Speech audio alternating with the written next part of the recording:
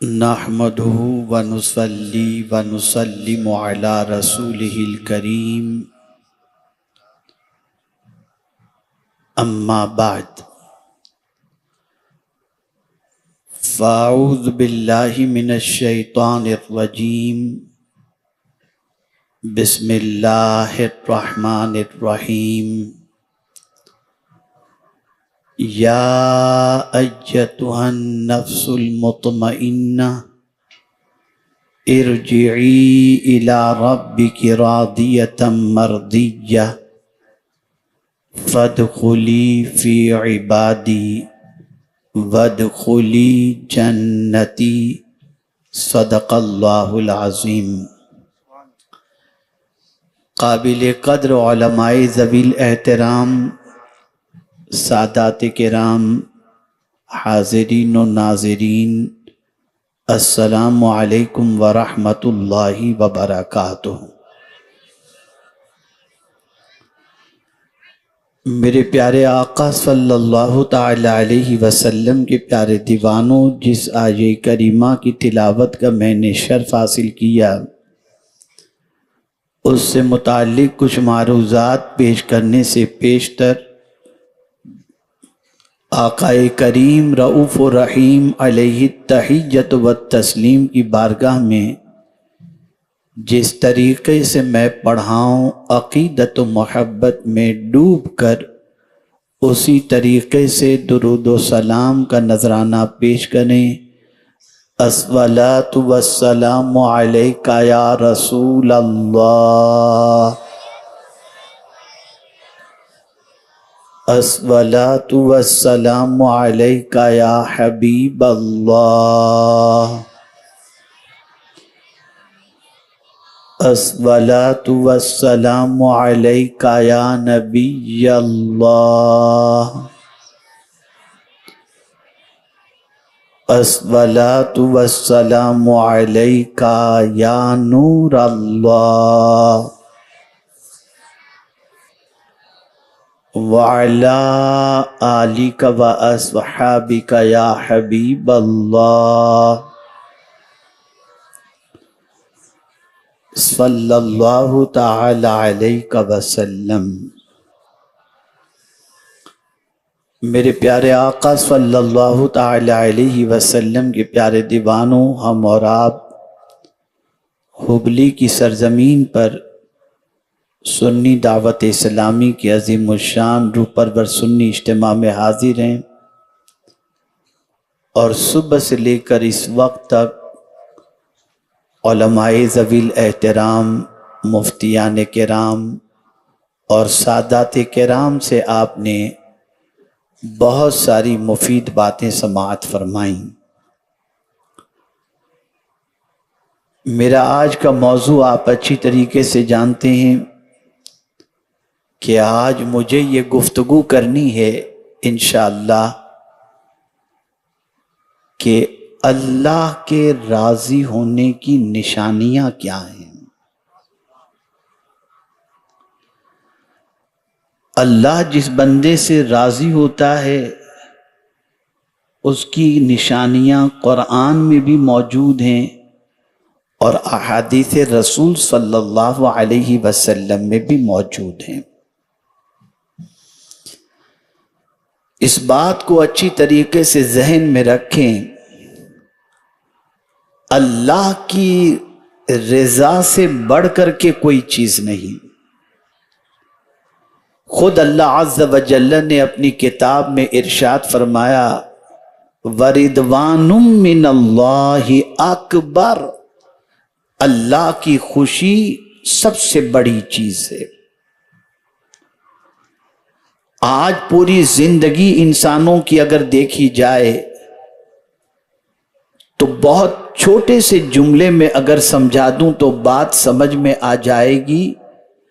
آج کا انسان سب کو خوش کرنا تو چاہتا ہے، لیکن رب کو خوش کرنے کی فکر اس کے اندر نہیں ہے۔ اور کبھی کبھی ایسا ہوتا ہے کہ بہت ساری چیزوں کے پا لینے کے بعد یا مل جانے کے بعد انسان یہ تصور کرتا ہے کہ میرا رب مجھ سے راضی ہے۔ مثال کے طور پر اگر کسی انسان کو اللہ عز و جل مال و زر کی فراوانی کا عطا فرما دے، مال و زر کی اس کے پاس فراوانی ہو اور بے پناہ دولت عطا فرما دے، انسان اس دولت کے ذریعے گناہ بھی کرتا ہو پھر بھی اس کی دولت کم نہ ہوتی ہو، تو وہ %.5 جو اللہ کے نام پہ وہ نکال کر کسی غریب کو دیتا ہوگا تو وہ یہ سوچتا ہے کہ اس کام سے میرا مولا راضی ہے اور میں چاہے جو کچھ بھی کروں، اگر میرا مولا مجھ سے راضی نہ ہوتا تو مجھے اتنی دولت کیوں عطا کرتا۔ اور ایسے ہی معاشرے کے اندر جب ہم کسی غریب کو دیکھتے ہیں تو ہم یہ تصور کرتے ہیں یہ غریب ہے، گویا اللہ اس سے ناراض ہے۔ یہ ہماری سوچ ہے دنیا کے اندر جینے کی اور دنیا کے اندر غور کرنے کی۔ کبھی ہم نے قرآن و حدیث کی روشنی میں یہ بات جاننے کی کوشش ہی نہیں کی کہ اللہ عز و جل جس بندے سے راضی ہوتا ہے اسے کیا عطا کرتا ہے، جس بندے سے خوش ہوتا ہے اس کی نشانیاں کیا ہیں۔ اگر ہم قرآن مقدس اور احادیث رسول صلی اللہ علیہ وسلم کا مطالعہ کریں تو اس نتیجے پر پہنچ سکتے ہیں کہ کسی اور سے اپنے بارے میں پوچھنے کی ضرورت ہی نہیں ہوگی، خود ہم قرآن اور حدیث کے سامنے کھڑے ہوں گے تو یہ قرآن خود ہمیں بتا دے گا کہ ہم جس راستے پر چل رہے ہیں اس راستے سے اللہ راضی ہے یا ناراض۔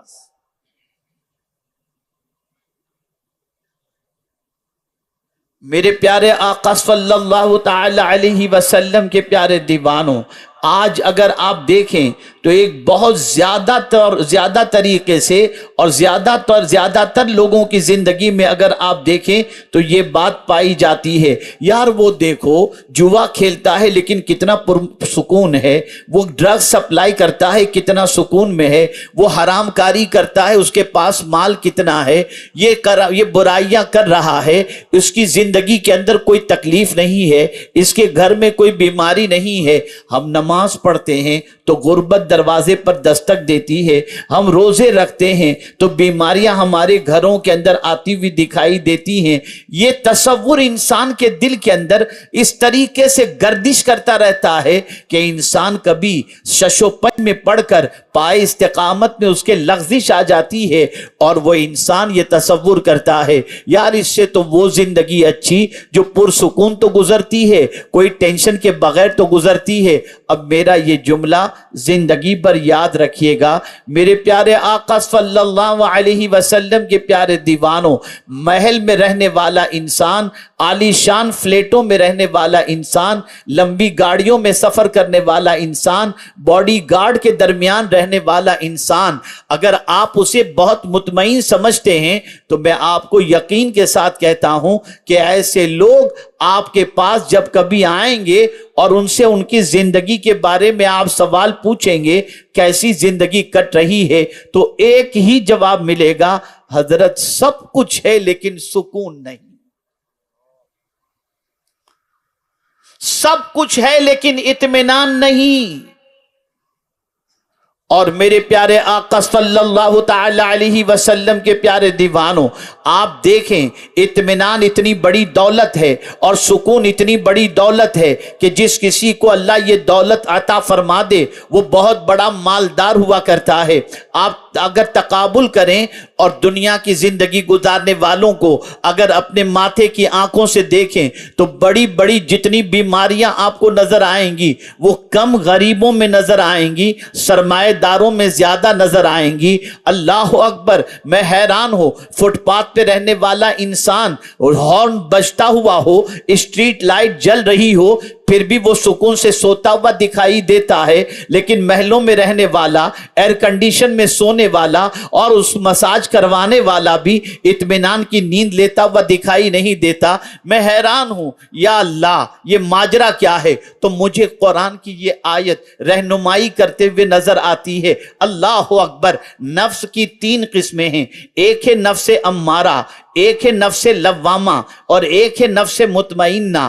نفس امارہ اسے کہتے ہیں جو برائیوں کا حکم دیتا ہے، ان النفس لامارۃ بالسوء، کہ بے شک نفس برائیوں کا حکم دیتا ہے۔ آپ دیکھتے ہوں گے انسان نفس کے حکم پر عمل کرتے ہوئے بہت ساری برائیوں کے دروازے پر دستک ہی نہیں دیتا، بلکہ برائیوں کے دلدل میں ڈوب جاتا ہے۔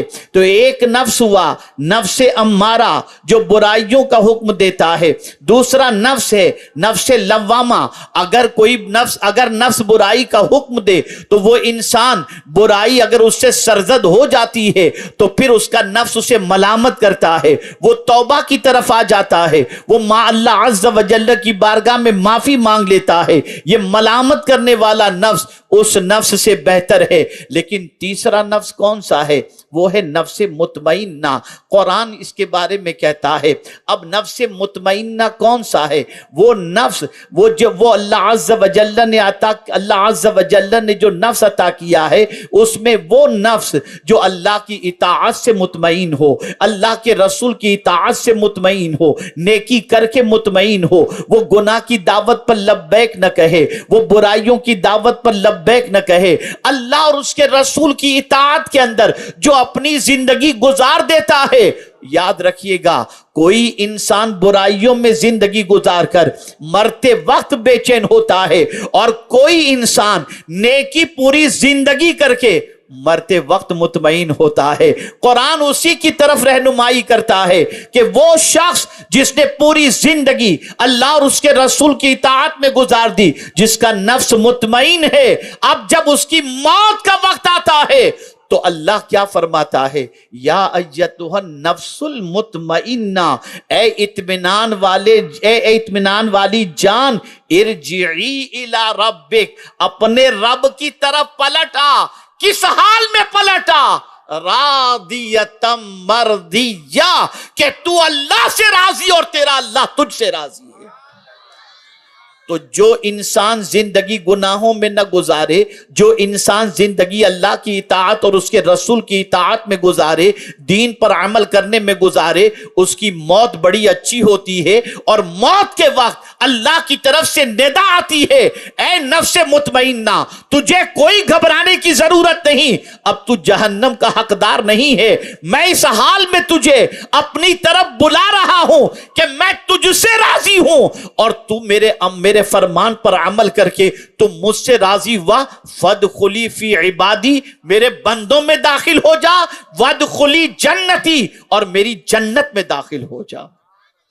یہاں سے ایک چیز جو سمجھ میں آئی کہ اللہ کی رضا کی ایک نشانی یہ ہے کہ جب بندے کو نیکیوں کی توفیق ملے، اطاعت کی توفیق ملے، اور نیکی پر اس کے دل کے اندر اطمینان موجود ہو، نیکی کر کے بے قرار نہ محسوس کرے، ایسے بندے سے اللہ عز و جل راضی ہوتا ہے۔ اور اب اس بندے پر ہزار مصیبتیں آ جائیں، لیکن اس مصیبت کے باوجود بھی وہ اپنے رب سے ناراض نہیں ہوتا۔ وہ تو یہی کہتا ہے میں بھی تیرا ہوں، اور اگر مصیبت بھی تیری طرف سے آئی ہے تو اس کو دور کرنے والا بھی تو ہی ہے۔ اے میرے کریم، میں تجھ سے کوئی شکایت نہیں کرتا، جس میں تو راضی ہے اس میں میں راضی ہوں۔ ایسے بندے کو اللہ عز و جل مرتے وقت جنت کی بشارت بھی دیتا ہے، اور اپنے خوش ہونے کا اعلان بھی عطا فرما دیتا ہے۔ پہلی چیز یہ ہوئی۔ اب آئیے دوسری چیز کی طرف چلتے ہیں،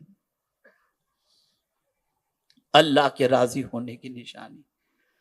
سورہ بینہ میں ان الذین آمنوا وعملوا الصالحات اولئک هم خیر البریہ جزاؤہم عند ربہم جنات تجری من تحتها الانہار خالدین فیہا ابدا رضی اللہ عنہم ورضوا عنہ ذالک لمن خشی ربہ۔ یہ اللہ فرما رہا ہے بے شک جس نے جو ایمان لایا اور نیک عمل کیا، کیا ہی بہترین ہے یہ، کتنی بہترین جماعت کا ہے یہ۔ اب اس کے لیے کیا ہے اس کا بدلہ کیا ہے؟ جو ایمان لایا اور نیک عمل کیا وہ اچھے گروہ کے اندر ہے، اور اس کا بدلہ یہ جزاؤہم عند ربہم جنات تجری من تحتہا الانہار خالدین فیہا ابدا۔ اس کا بدلہ یہ ہے کہ اللہ عز و جل کے نزدیک اس کے لیے جنت ہے جس کے نیچے نہریں بہ رہی ہیں، اور یہ بندہ جنت میں ٹیمپریری نہیں رہے گا، خالدین فیہا ابدا، ہمیشہ کے لیے اس میں رہے گا۔ اور پھر یہی نہیں کہ صرف جنت اسے عطا کر دی گئی، بلکہ قرآن کہتا ہے رضی اللہ عنہم ورضوا عنہ، اللہ اس سے راضی اور وہ اللہ سے راضی، ذالک لمن خشی ربہ، یہ وہ ہیں جو اپنے رب سے ڈرا کرتے تھے۔ یہاں سے یہ بات سمجھ میں آئی کہ اگر اللہ کے راضی ہونے کی آپ نشانی دیکھنا چاہتے ہیں تو ایک نشانی یہ ہے کہ اگر آپ کے پاس ایمان کی دولت اور عمل صالح کی دولت ہے، یہ دو چیزوں کی توفیق اللہ نے آپ کو دے دی ہے کہ آپ نیکیاں کر رہے ہیں، اور اللہ نے ایمان کی دولت بھی آپ کو عطا کر دی ہے، دنیا میں جو ملے گا وہ تو ملے گا، لیکن آخرت کے حوالے سے اللہ نے فرما دیا ایسی جنت اللہ عطا کرے گا جس میں آپ پرماننٹ رہیں گے۔ اور پھر یہ مزدہ جاں فضا عطا کر دیا رضی اللہ عنہم، ان سے اللہ راضی، ورضوا عنہ، اور وہ اللہ سے راضی۔ ایک سبق سمجھ میں آیا، وہ لوگ جو کہتے ہیں صرف صحابہ کے لیے رضی اللہ تعالی عنہ کہنا چاہیے، ان کو قرآن کی یہ آیت سے سبق سیکھنا چاہیے کہ اللہ عز و جل نے ہر صاحب ایمان اور نیک عمل کرنے والے کے لیے رضی اللہ عنہم ورضوا عنہ کا لفظ استعمال فرمایا ہے۔ یہاں سے یہ بات واضح ہو گئی کہ اگر اللہ کسی کو نیک عمل کی توفیق عطا فرما دے، یہ نشانی ہے اس بات کی کہ مولا اس سے راضی ہے۔ اس لیے نیکی کر کے کسی گناہوں میں ڈوبے ہوئے کی دولت دیکھ کر یہ نہ سوچنا کہ اللہ آپ سے ناراض ہے۔ آپ کو ہم کو اللہ اگر نیکی کی توفیق دے دے تو اللہ کا شکر ادا کریں کہ اے میرے کریم، یہ توفیق تو نے عطا فرما کر تو نے یہ مزدہ جاں فضا عطا فرما دیا کہ تو ہم سے راضی ہے۔ آئیے ایک اور آیت کی طرف چلتے ہیں۔ اللہ عز و جل ارشاد فرماتا ہے قال اللہ ھذا یوم ینفع الصادقین صدقہم لہم جنات تجری من تحتہا الانہار خالدین فیہا ابدا رضی اللہ عنہم ورضوا عنہ ذالک الفوز العظیم۔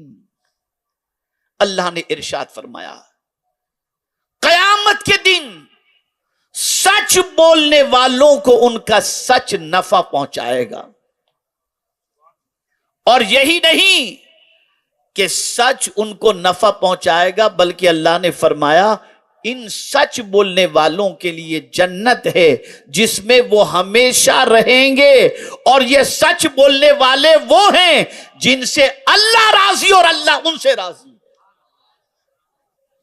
اور یہ سچ بولنا کوئی معمولی چیز نہیں، یہ بہت بڑی کامیابی ہے، یہ قرآن کہہ رہا ہے۔ تو اللہ کے راضی ہونے کی ایک نشانی یہ بھی ہے کہ اللہ تمہیں جھوٹ سے بچا لے اور تمہاری زبان پر سچائی جاری ہو جائے۔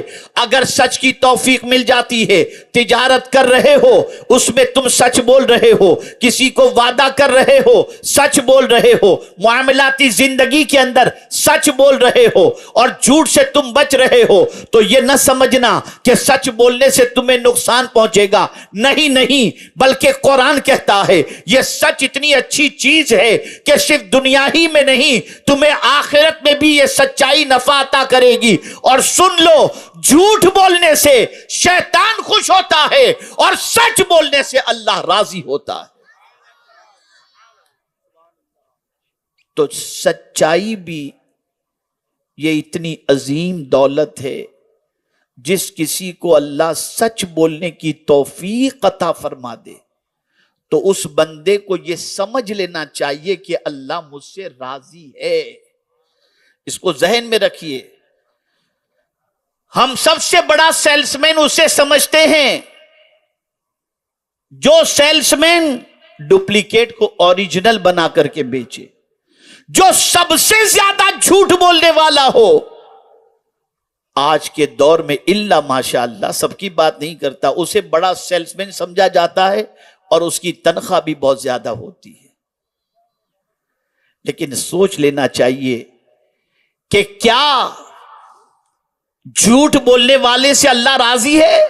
نہیں. اللہ کو راضی کرنا ہے تو سچ کا دامن تھام لیجئے, اور اللہ کو راضی, اللہ عز و جل کے راضی ہونے کی ایک نشانی یہ ہے کہ جس سے اللہ راضی ہوتا ہے اسے سچ بولنے کی توفیق عطا فرما دیتا ہے. اب دوسری حدیث کی طرف آتے ہیں. آقا کریم صلی اللہ علیہ وسلم نے اللہ جس بندے سے بھلائی کا ارادہ فرماتا ہے اس کے ساتھ اللہ کیا کرتا ہے اسے سمجھ لیں. آقا کریم صلی اللہ علیہ وسلم نے ارشاد فرمایا, من یرید اللہ بہ خیرا یفقہہ فی الدین, اللہ جس بندے سے بھلائی کا ارادہ فرماتا ہے اسے دین کی سمجھ بوجھ عطا فرما دیتا ہے. تو اگر معاشرے کے اندر کسی کو اللہ دین کی سمجھ بوجھ عطا فرما دے تو آج جس طریقے سے علماء کے طبقے کو الا ماشاء اللہ بہت سارے دنیا دار ایسے ہیں جو ہمیشہ یہ کہتے ہیں یہ بیچارے, یہ علماء, یہ نہیں کرتے, یہ وہ نہیں کرتے, اور یہ ساری باتیں کر کے یہ کہنا چاہتے ہیں کہ یہ دنیا سے بہت پیچھے رہنے والے ہیں. آپ اپنی عقل کو درست کرو. آپ نہیں جانتے کہ ان کو جو دولت ملی ہے یہ دولت اس بات کی عکاسی کرتی ہے کہ اللہ ان سے ناراض نہیں ہے, اللہ ان سے خوش ہے. دو جملوں میں سمجھا دوں تو بات سمجھ میں آ جائے گی. فرعون کی میراث جو دولت ہے وہ اللہ دشمن کو عطا کرتا ہے, اور نبی کی میراث جو علم ہے اللہ جسے محبت فرماتا ہے اسے عطا فرماتا ہے.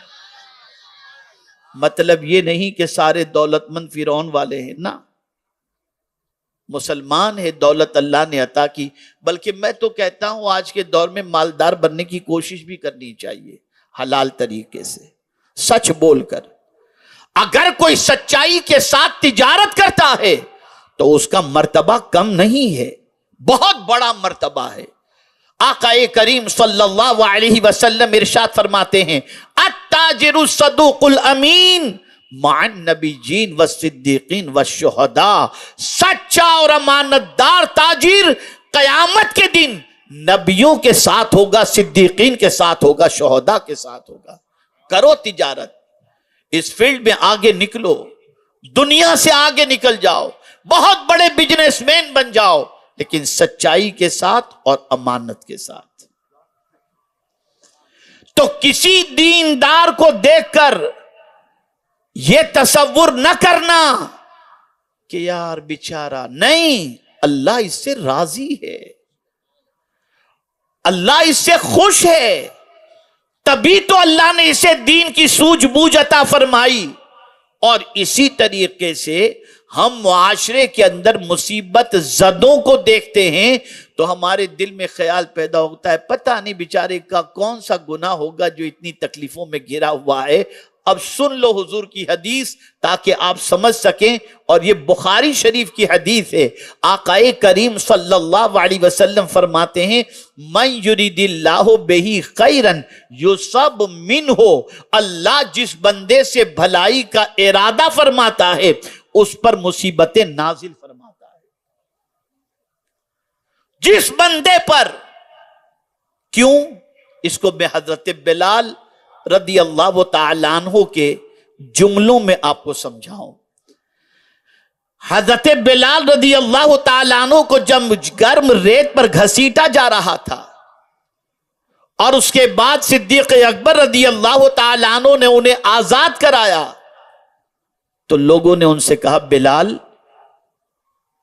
تم گرم انگاروں پر لیٹتے ہوئے بھی توحید کے نعرے کو بلند کرتے تھے؟ تمہیں ایسا نہیں لگ رہا تھا کہ جو توحید کا تم نے اقرار کیا ہے اس کی وجہ سے تمہیں اتنی تکلیفیں آ رہی ہیں؟ اب جواب سنیے. حضرت بلال جواب میں فرماتے وہ دور مٹکوں کا دور تھا نا. آج کی طرح اسٹیل اور تانبے اور پیتل کے گھڑے تو نہیں ملتے تھے، ملتے ہوں گے اس زمانے میں، لیکن زیادہ تر مٹی کا استعمال.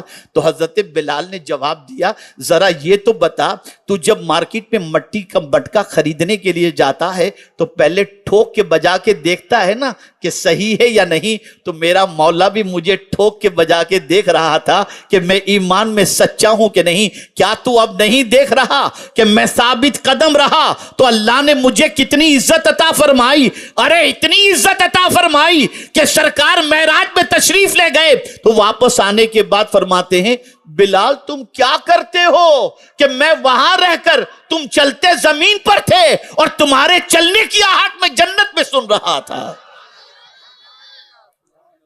تو حضرت بلال نے جواب میں عرض کیا حضور میں ہمیشہ باوضو رہتا ہوں، جب وضو ٹوٹتا ہے فوراً کر لیتا ہوں، اور جب وضو کرتا ہوں تو 2 رکعت تحیت الوضو پڑھ لیتا ہوں، اور اسی کے ساتھ ہر نماز کے بعد سورہ توبہ کی آخری آیتیں پڑھ لیتا ہوں. سرکار فرماتے ہیں یہی وجہ ہے کہ میں نے جنت میں مجھ سے پہلے تیرے چلنے کی آہٹ کو سن لیا. میں آپ سے کہتا ہوں یقیناً اس وقت جب گرم ریت پر گھسیٹے جا رہے ہوں گے تو بہت سارے ان کو معاذ اللہ یہ سمجھتے ہوں گے یہ بے وقوف آدمی ہے، اتنی تکلیفیں کیوں برداشت کرتا ہے. لیکن حدیث مصطفیٰ کہہ رہی ہے من یرید اللہ بہ خیرا یصب منہ، اللہ جب کسی سے بھلائی کا ارادہ فرماتا ہے تو اس کو مصیبتوں میں گرفتار فرماتا ہے. کیوں؟ اس لیے کہ مصیبتوں کی وجہ سے اللہ اس کے گناہوں کو بھی معاف کرتا ہے، اس کے درجات کو بھی بلند فرماتا ہے، اور دنیا کو پروردگار یہ بتانا چاہتا ہے کہ میں ہزارہ اس پر مصیبتیں نازل کروں یا نعمتیں نازل کروں یہ مجھ سے خفا نہیں ہوتا. میں آپ سے پوچھنا چاہتا ہوں تاریخ کے اندر کسی نبی کے خاندان کے کسی فرد پر اس طریقے کی پریشانیاں نہیں آئیں جتنی کربلا کے اندر امام حسین پر امتحان کا وقت آیا. لیکن مجھے یہ بتائیے کہ ایسی سچویشن کے اندر ایک شکوہ بھی امام حسین نے کیا ہو، ایک شکایت بھی اپنے رب سے کی ہو کہ میرے مولا میں تیرے چہیتے نبی کا نواسا ہوں اور میرے ساتھ یہ ہے؟ نہیں، بلکہ تاریخ طبری کے اندر یہ چیز موجود ہے کہ جب امام حسین کے سر کو تن سے جدا کیا جا رہا تھا تو آپ کی زبان پر ایک ہی جملہ تھا رضیت بقضائک یا ربی، اے میرے کریم میں تیرے فیصلے سے راضی ہوں. تو اللہ نے وہ مرتبہ عطا کیا، صدیاں گزر گئیں، حسین کا مشن بھی زندہ ہے اور حسین کی یاد بھی زندہ ہے. تو کسی کو مصیبت میں دیکھ کر یہ نہ سوچنا کہ اللہ اس سے ناراض ہے، یہ سوچ درست کرو.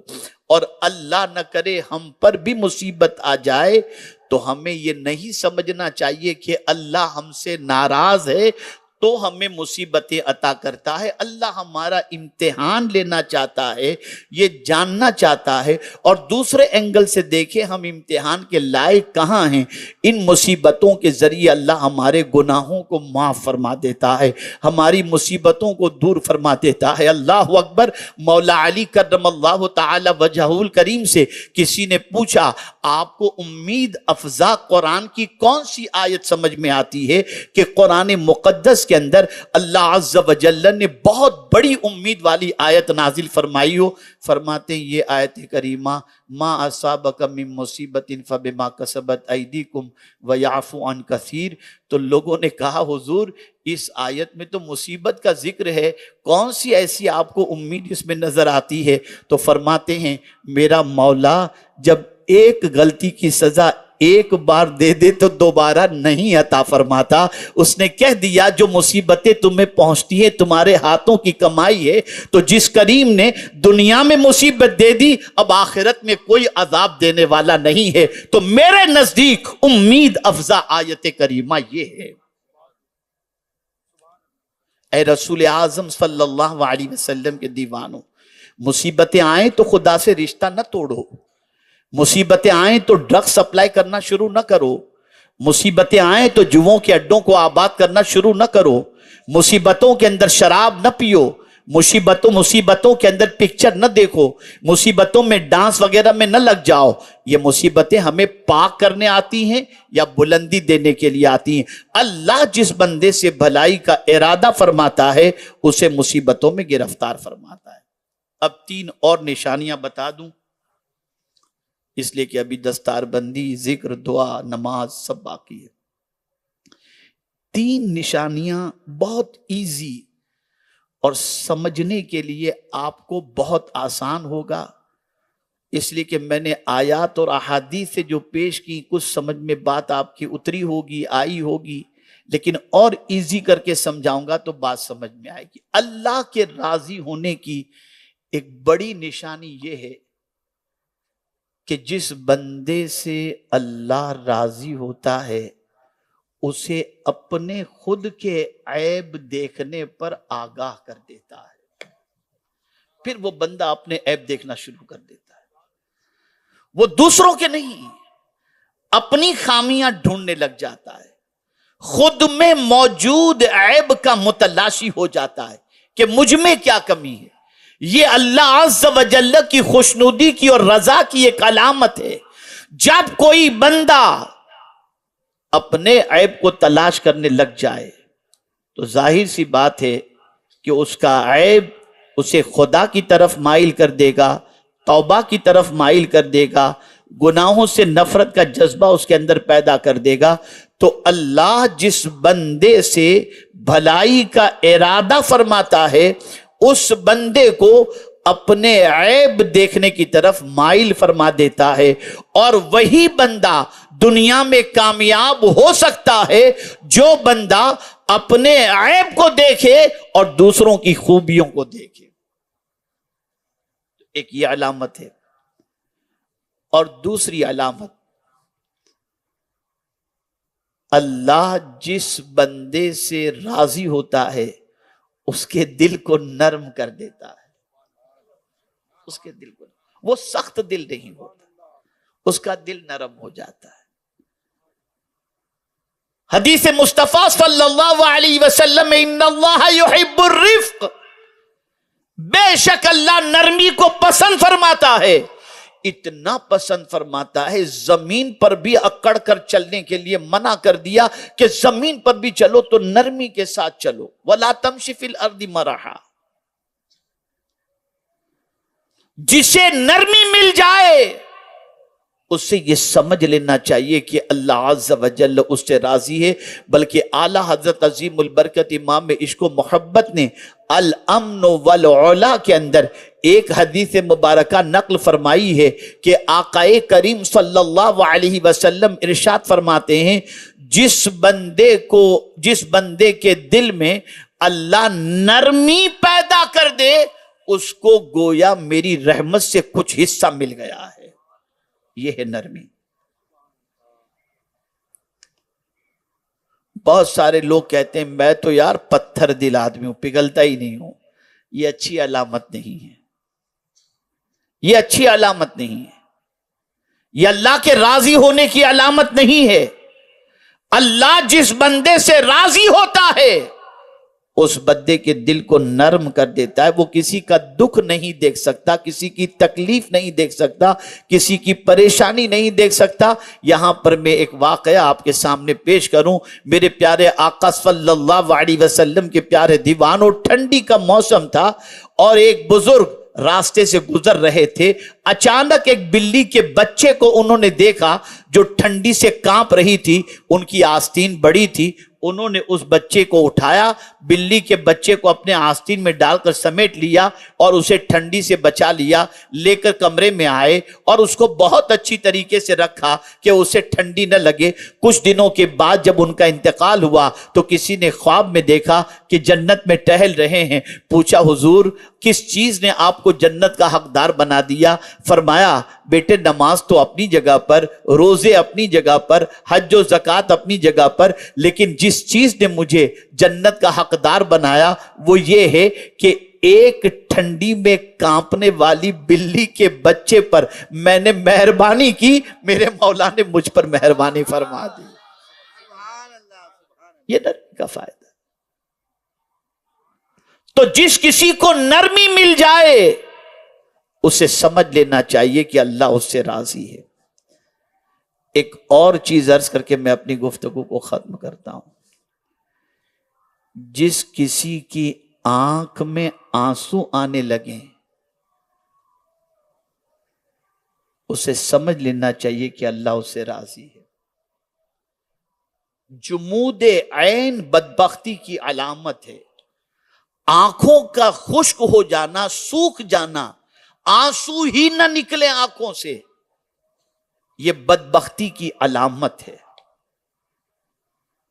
اور اگر کسی کا غم تمہیں رلا دے، تمہارے گناہ تمہیں رلا دیں، جہنم کی بات تمہیں رلا دے، خوف خدا تمہیں رلا دے، اللہ کے عذاب کا تذکرہ رلا دے، اپنے گناہوں کو یاد کر کے آدمی رو پڑے، اگر یہ دولت کسی کو مل گئی تو سمجھ لینا چاہیے کہ اللہ عز و جل اس بندے سے راضی ہے۔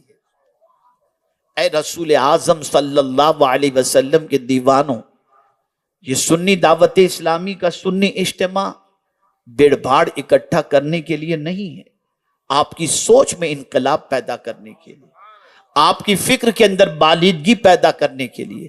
آپ جس نیت سے یہاں پر آئے ہیں اس نیت کے اعتبار سے کچھ ایسا یہاں سے لے کر کے جاؤ کہ کل والی جو گزرا ہوا جو کل تھا اس زندگی سے آنے والے کل کی زندگی آپ کی بہتر بن جائے۔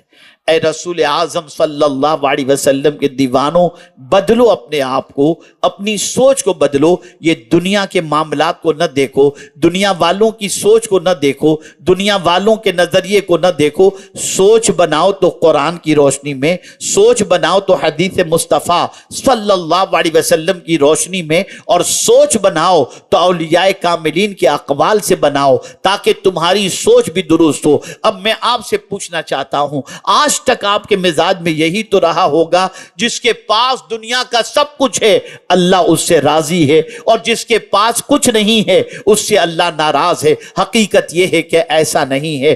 اللہ جس بندے سے راضی ہوتا ہے اسے فقہ کی دولت عطا کرتا ہے، سوجھ بوجھ کی صلاح، سوجھ بوجھ کی دین کی سوجھ بوجھ عطا فرماتا ہے۔ اللہ جس بندے سے راضی ہوتا ہے اس کی زبان پر سچ جاری ہو جاتا ہے۔ اللہ جس بندے سے راضی ہوتا ہے اسے عمل صالح کی توفیق عطا فرماتا ہے۔ اللہ جس بندے سے راضی ہوتا ہے اس پر مصیبتیں آتی ہیں تو اللہ عز و جل اسے صبر کی توفیق بھی عطا فرماتا ہے، اور مصیبتوں کے ذریعے اس کے گناہوں کو معاف بھی فرماتا ہے اور اس کے درجے کو بلند بھی فرماتا ہے۔ اللہ جس بندے سے راضی ہوتا ہے اس کی آنکھوں کو نم کر دیا کرتا ہے۔ اللہ جس بندے سے راضی ہوتا ہے اس کے دل کو نرم کر دیا کرتا ہے، اور اللہ جس بندے سے راضی ہوتا ہے اسے اپنے عیب پر آگاہ کر دیا کرتا ہے۔ اس لیے ضرورت ہے کہ ہم اپنی سوچ کو درست کریں، اپنی فکر کو درست کریں، اور دنیا والوں کے معیار کے اعتبار سے،